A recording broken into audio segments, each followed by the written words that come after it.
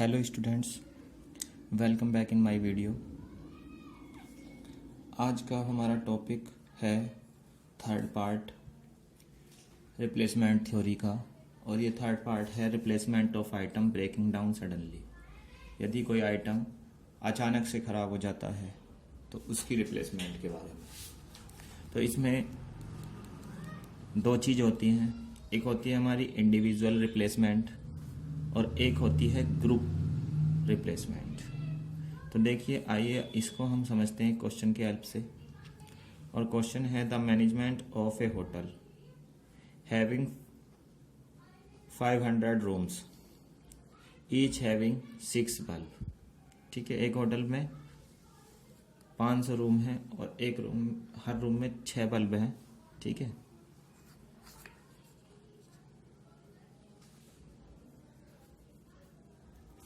The bulb as they fail cost Rs3 each.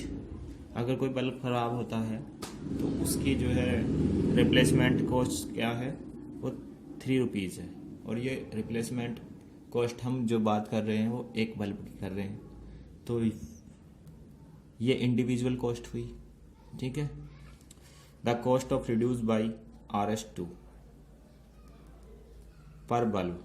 तो जो cost है वो 2 रुपये कम हो जाती है प्रत्येक बल्ब की। अगर एडॉप्टिंग पीरियोडिक रिप्लेसमेंट पॉलिसी, इसका मतलब ये है कि अगर हम पीरियोडिक रिप्लेसमेंट पॉलिसी को एडॉप्ट करते हैं तो उसकी जो कॉस्ट है वो 3 रुपये से 2 रुपये कम हो जाती है, यानी 1 रुपये रह जाती है। तो इसका मतलब यही है कि ग्रुप रिप्लेसमेंट थ्योरी को अगर आप फॉलो करते हो तो बल्ब की जो रिप्लेसमेंट कॉस्ट है वो 1 रुपये रह जाती है। ठीक है, अब थोड़ा डाटा दिया हुआ है नीचे। मंथ ऑफ यूज और probability of failure by that month. उस मंथ में कितने % फेलियर ये दिया हुआ है। तो पहले मंथ में 10% है, दूसरे मंथ में 25% है, और तीसरे मंथ में 50% है, और चौथे में 80 और पांचवें में 100%। तो देखिए, ये जो हमें परसेंटेज दी हुई है ये हमें कॉमुलेटिव दी हुई है। एक तरह से हमें इंडिविजुअल निकालनी है मंथ के लिए। तो इंडिविजुअल निकालने के लिए क्या है कि जैसे अगर पहले मंथ में 10% है, ठीक है, तो और दूसरे मंथ में 25% है, तो 25 में से 10 को सब्ट्रैक्ट कर देंगे तो जितना बचेगा वो दूसरे मंथ का फेलियर है। तो 25 - 10 15% आएगा इसके लिए। और ऐसी 50 है, यहाँ पे 50 है, 50 में से 25 को सब्ट्रैक्ट करोगे तो 25% आएगा। तो ऐसे करके इसकी परसेंटेज आएगी पार्टिकुलर मंथ की। ठीक है, और फिर हम उसे प्रोबेबिलिटी में चेंज कर लेंगे बहुत आसानी से। ठीक है, तो मैं अभी बताऊंगा क्वेश्चन में। आगे देखिए, आगे क्या कहा गया है क्वेश्चन में। आगे कहा गया है it is decide to replace all item at fix interval. तो ये डिसाइड किया गया कि किसी फिक्स इंटरवल के अंतर्गत ऑल आइटमों को रिप्लेस किया जाएगा। And the continue replacing individual item as and when they fail. तो इसमें सबसे पहले हमें एक बात ये पूछी गई है, a what is the best interval between group replacement. Group replacement में बेस्ट इंटरवल कौन सा है, कौन से महीने में हमें उन्हें रिप्लेस करना चाहिए। दूसरा है also find the individual replacement of bulb and when they fail. तो दूसरी बात में ये पूछा गया कि ये भी बताइए आप कि इंडिविजुअल रिप्लेसमेंट कॉस्ट क्या है और वो है हमें क्यों एक्सेप्ट नहीं करनी चाहिए। ठीक है, तो देखिएगा इसके सॉल्यूशन में। अब देखो हमें क्या करना है, सॉल्यूशन जरा ध्यान से इसका सुनना है आपको। सबसे पहला काम करना है हमें कि सबसे फर्स्टली आप ये देखिएगा, first we find the probability of failure of bulb during its month of its life. यहाँ पे लिखा हमने P1 का मतलब है प्रोबेबिलिटी फॉर मंथ 1। तो probability of failure in first month 10%, तो 10, तो परसेंट को प्रोबेबिलिटी में चेंज करते हैं तो पॉइंट लगा देते हैं, ठीक है।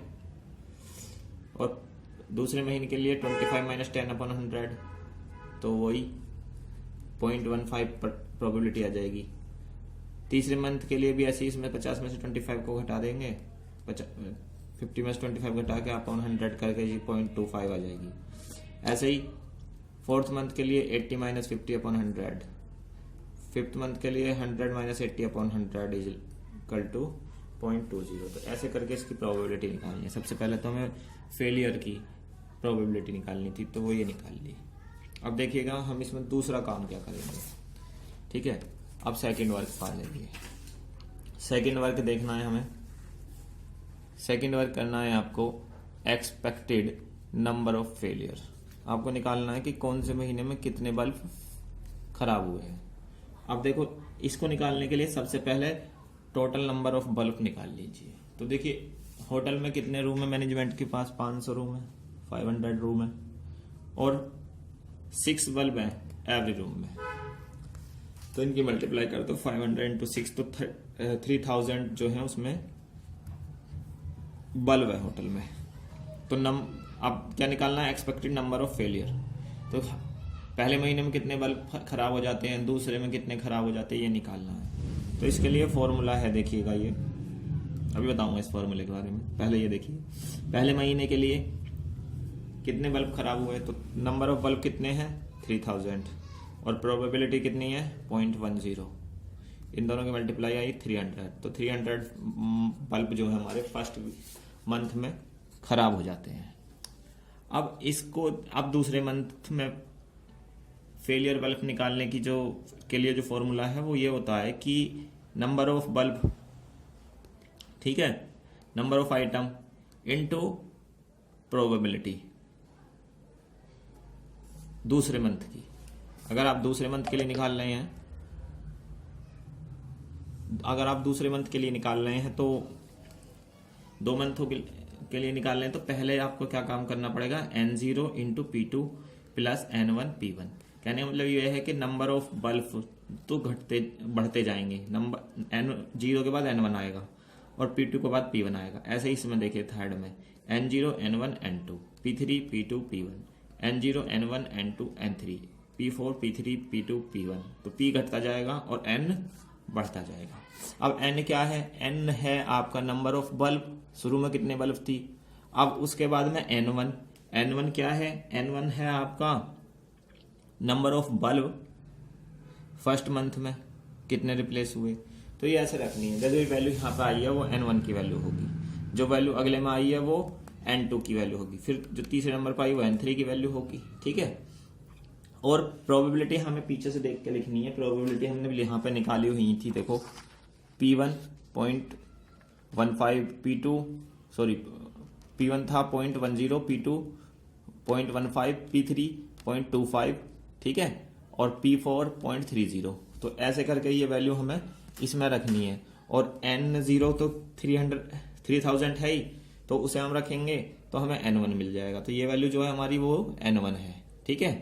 तो 3000 इंटू प्रोबेबिलिटी P1 जो हमने पिछले टेबल में से अभी आपको देख के बताई थी, तो वो क्या थी?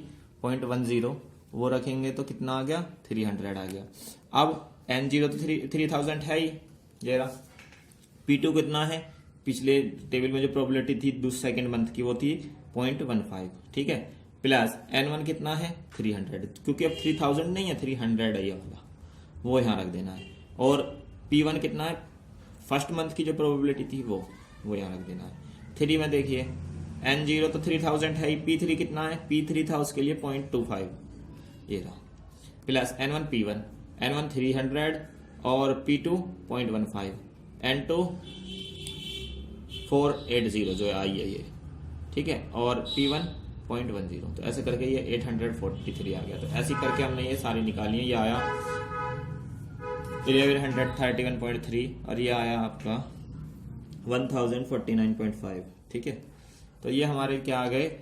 एक्सपेक्टेड नंबर ऑफ फेलियर आ गए। ऐसे करके हमें एक्सपेक्टेड नंबर ऑफ फेलियर निकालने हैं एवरी मंथ के लिए। अब देखिए उससे आगे क्या करना है। उससे आगे देखो एवरेज लाइफ ऑफ बल्ब की एवरेज लाइफ निकाल लेनी है, ठीक है। एवरेज लाइफ तो पहले मंथ में कितनी प्रोबेबिलिटी है, यहाँ पे लिखे मंथ, प्रोबेबिलिटी और एक्सपेक्टेड लाइफ। तो मंथ की और प्रोबेबिलिटी की मल्टीप्लाई करके यहाँ लिखते चले जाओ और एवरेज लाइफ इन सबको जोड़ दो तो 3.35 मंथ।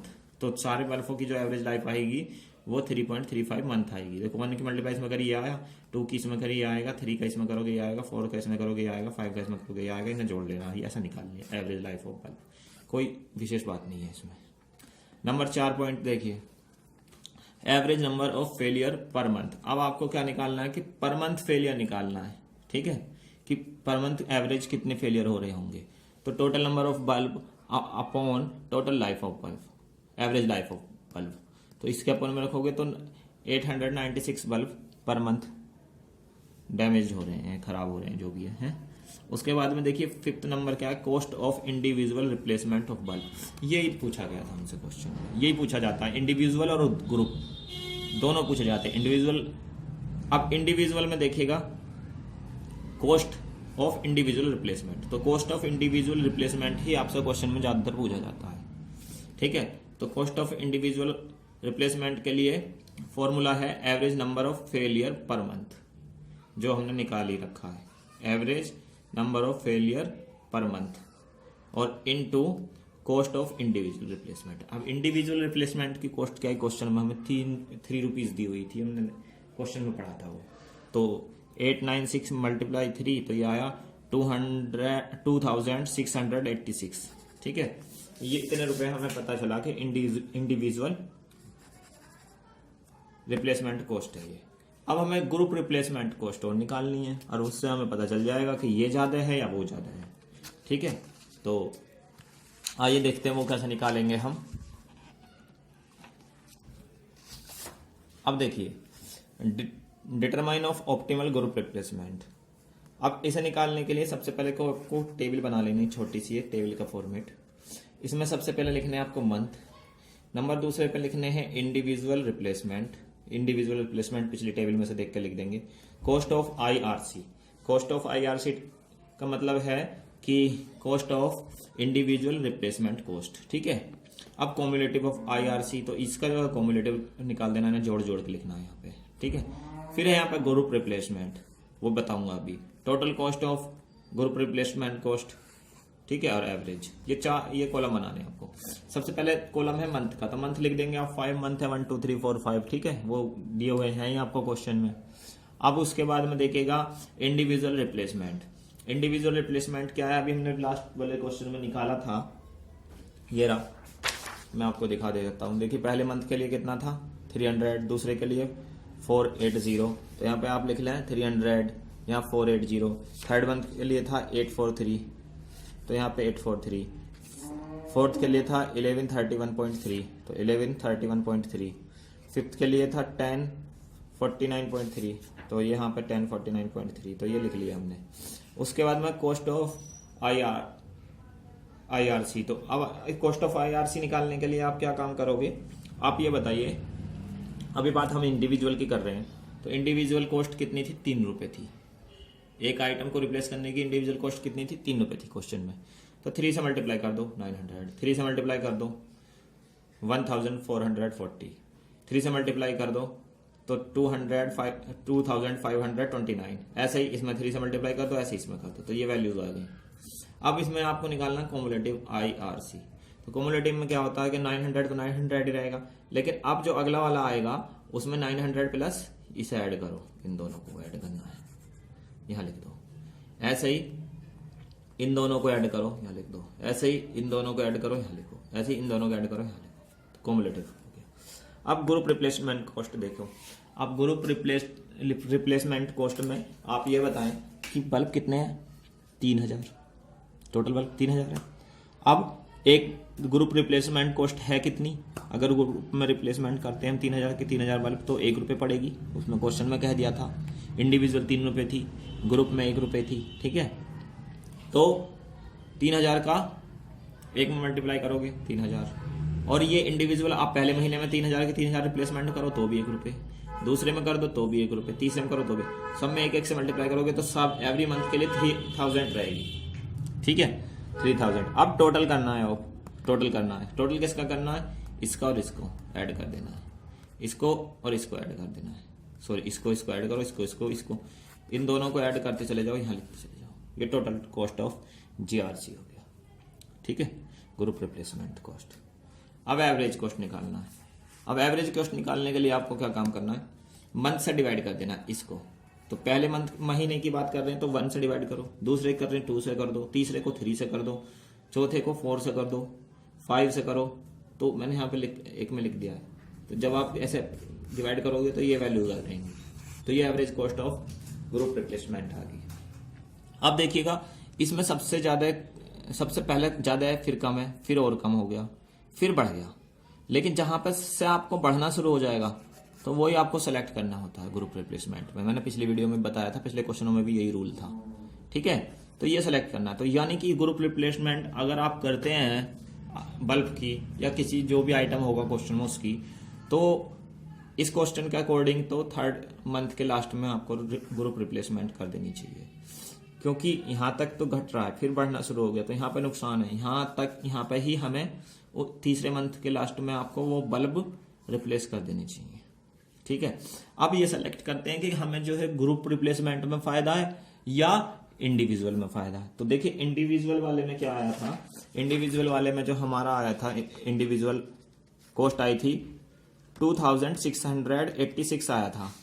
बल्कि यहाँ पे आज जो आ रहा है 3rd मंथ के लास्ट में 2623 आ रहा है। तो ये कम है, ये कम है ना। अब देखो तुम ही देखो, ये ज्यादा है या ये ज्यादा है, ये ज्यादा है। तो हमें जो कॉस्ट पड़ रही है वो कम तो ये इसमें पड़ रही है ना ग्रुप में। तो इसलिए हमें 3rd मंथ के लास्ट में ग्रुप रिप्लेसमेंट करना चाहिए और इंडिविजुअल रिप्लेसमेंट नहीं करना चाहिए। ठीक है, हमें इसमें फायदा है। तो अब हम अपना रिप्लेसमेंट पॉलिसी में लिख देंगे group replacement group replacement after 3rd month. 3rd month के बाद में ग्रुप रिप्लेसमेंट करना चाहिए। फॉलो ग्रुप रिप्लेसमेंट, और ग्रुप रिप्लेसमेंट को ही फॉलो करना चाहिए। ये आंसर दिखाना है हमें। ठीक है, group replacement after 3rd month, 3रे मंथ के लास्ट में आपको ग्रुप रिप्लेसमेंट करना चाहिए और फॉलो ग्रुप रिप्लेसमेंट को ही फॉलो करना चाहिए। यही आंसर है। तो thank you for watching my video. अगर कोई बात समझ में नहीं आई तो आप पूछ सकते हैं, कांटेक्ट कर सकते हैं। और आपका ये रिप्लेसमेंट थ्योरी का टॉपिक खत्म हुआ। अब आपका नेक्स्ट टॉपिक गेम थ्योरी चलेगा। Okay, thank you for watching my video.